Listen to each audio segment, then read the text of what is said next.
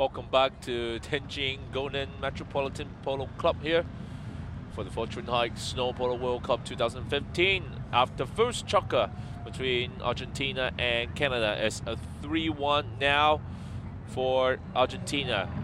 One early goal and two penalty shot to Argentina, make the score 3-1. Well, it looks like that Toby, Canada wasn't be able to set up any good offense on the first chukka so far. No, it's been fairly dominated by the Argentines. The defense isn't so bad because most of the goals up on the board has come from sloppy mistakes and giving penalties away. So they really need to watch their fouls here. Otherwise, their possession is quite good. They're controlling the play to a certain extent, and if they can just maybe up their pace a little bit, they might actually break through the Argentines and bring it up to a more equal game. But let's see what happens now after the commencement of the second chukka. So we're entering the second chukka. Both teams change sides. You can see there on the left, Juan Britos there for Hong Kong, spinning the stick. It's going to be a rest day for Hong Kong, because they'll be coming in tomorrow at day 6, which is the final day of the preliminary round, to face against the powerhouse Chile, who won both of their games in the first 2 days.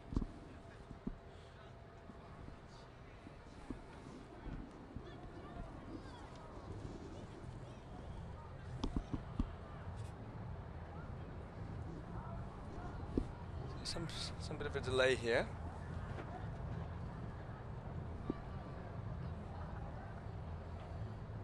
Still wasn't quite sure. Looks like that the umpire were having a bit of discussion, maybe on the microphone as well, with the third man referee inside, Steve Evans.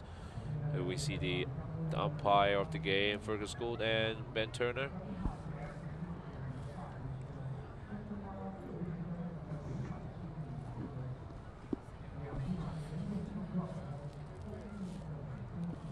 Well, all 6 players were ready already, and saw Brendan Phillips was talking with the umpire.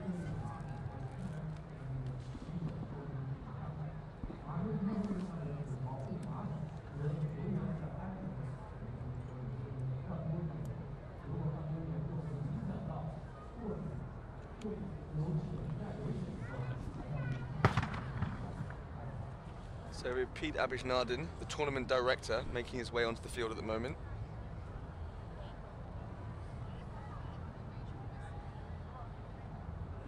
And we see Peter was is equipped with the microphone as well.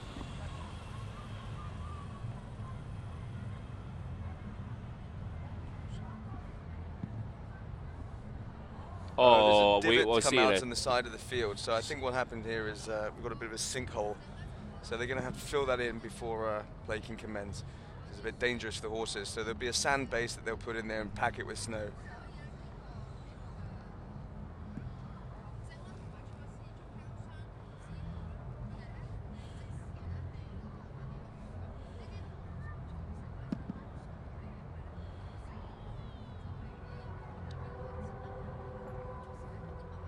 So great work by the Metropolitan Club here. Looks like that they're going to put a piece of wood inside first before they pound.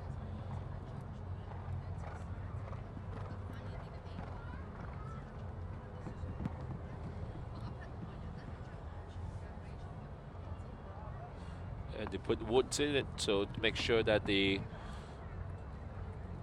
sideboard that cracked up wouldn't hurt the horse, ponies, before they put in the snow. There you see.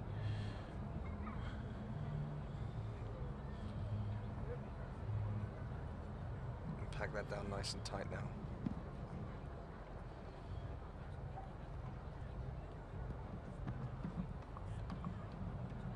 But before we begin, I mean, Toby, got one interesting question that that I heard from the fans.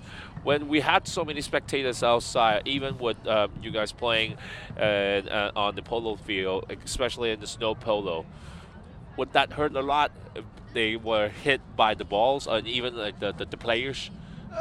Not so much. I mean, it looks a lot worse than it is. And when you're playing with these arena balls, I mean, obviously if you get hit in the face of one, you know, you're going to feel it. But you know, taking it on the body, it doesn't. The horses are very sturdy animals. They're not going to feel it too much and just shake it off. You know, you might have one of some of the more the South American teams having a bit of a moan about getting hit.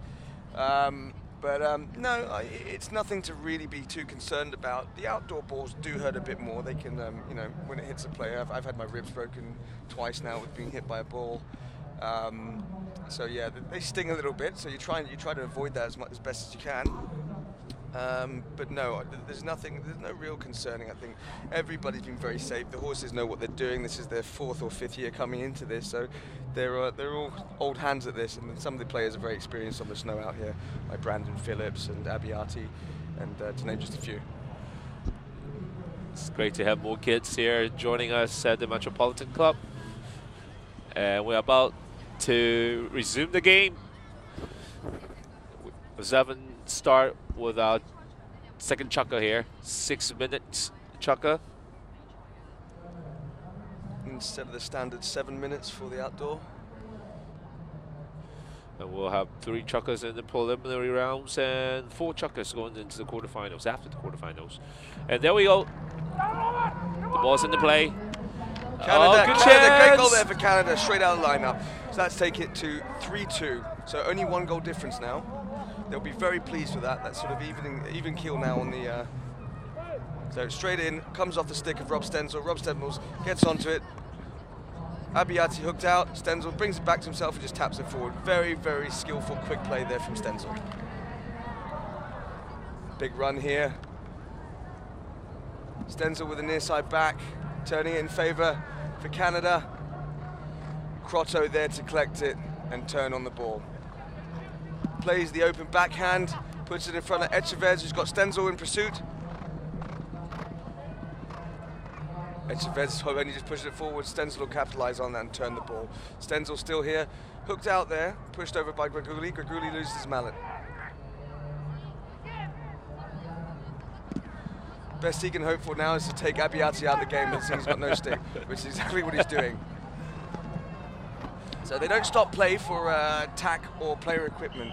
So they'll have to wait until the whistle gone now. He'll probably race over there with someone to help him get his mallet back. So you see one of the goal judges here running on to grab the stick to hand it to him. It's worth noting that the goal judge is also an Argentine, so no wonder he's sort of he's hurrying on there to help his team, his national team out. So you can just see he's come in there. He's got hooked up in Stenzel's reins. What a steal by Rob Stenzel. Do you see it in a different angle? So you can see they're just under into his reins. Stenzel now playing with 2 sticks.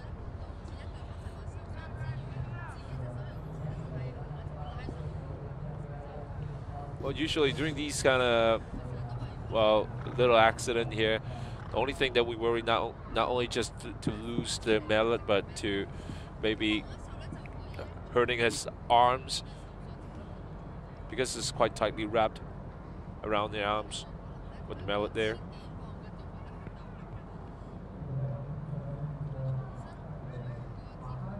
Greguli is ready, back on the ground. So I think just before we lost the mallet there, we had the whistle go, and it looks like the penalty's been awarded to Argentina. So we're going to see Jacinto Crotto here, going to hit the ball. Well, he's lining up for a full swing, hits it forward, comes straight under the near side. Oh, it's a good, I think it's good. Oh, it just runs wide. Greguli won't be pleased with that. He just slowed down, took his time. He may have been able to control that shot on target. Canada to hit in. Marcelo Abbiati taking it across the goal line. Echavez there waiting for him. Gets called off it for Brandon Phillips, but Echavez steals it. So Echavez still in connection. Brandon Phillips pushing him off the ball if he could. So little open backhand comes off the pony of Crotto, cleared by Abbiati. Now Brandon Phillips having a good run along the boards here. Continues to run along the boards, bounces just out of play.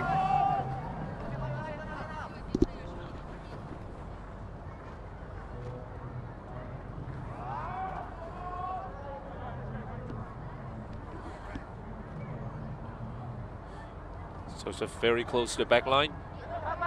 Crotto with an open backhand. Greguli running for it. Greguli having a crackingly quick run here. Look at this man go. Here he goes, taps it once, pops it up in the air, comes across the goal now. He's now heading towards the board. He has to go for the under neck shot. He gets the under neck shot, but the angle is too acute, and he sends it right behind the back line to the left side of the post. Still 3-2. 1-goal lead by Argentina. Very fast run. Canada in possession along the boards here. Abbiati having another crack at it. Going and run along the boards if he can. Echevez still in hot pursuit. Runs over the top of the ball. Greguli to be collecting on this one along the boards. Brandon Phillips hooks him out. Crotto now and Stenzel. Brandon Phillips appealing for the foul. Not being awarded. Greguli on the near side. Greguli again. Greguli. Now Crotto crosses up himself and hits his own pony. Now Abbiati here. He runs over the top of the ball as well, so Greguli back in possession. Slowly pushing it through. Brandon Phillips putting a lot of pressure on him. Crotto now takes it slowly, goes out to the right, under the neck shot, and it's just wide.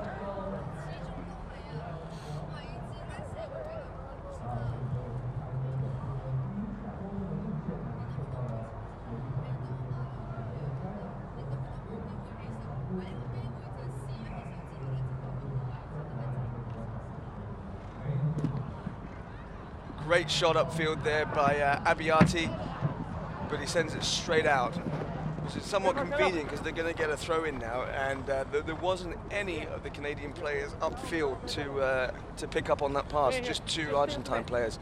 So they've managed to cover ground a bit here.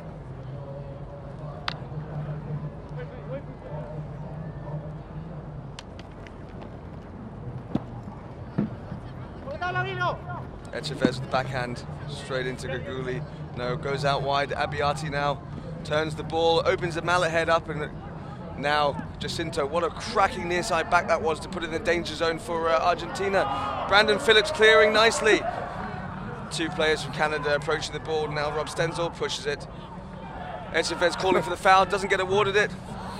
Slow it down. Rob Stenzel with a big hit, run by himself. Nice ball there. Oh, it's going straight in front of goal. Can he get to it in time before he goes behind the back line? Crotto clearing. Very nicely done there by the Argentines. Now Greguli hooked out by Stenzel. Crotto pushes the ball along the boards, picked up. Abbiati now. Backs it, doesn't get on top of it enough. Another back from Crotto. Echevez calling for the foul. Abbiati just crossing the line there. He should have checked and pulled up there because he saw Echevez appealing for the foul. He saw that, he shouldn't have played.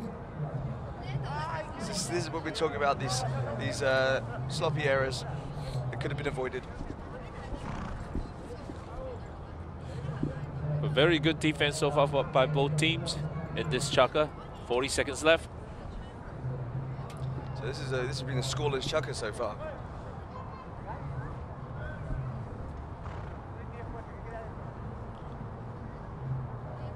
Oh no, we could get one in the very first seconds, didn't we? That's right.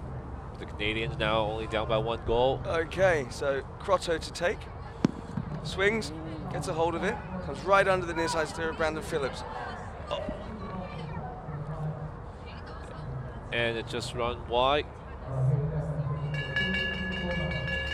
It's the hit from Crotto. Comes under the steer of Brandon Phillips. Echevez goes to the backhand to push it through and sends it wide. 30 seconds left. Big hit again from Abbiati. Phillips there. Not there in time, unfortunately. It does bounce out of play.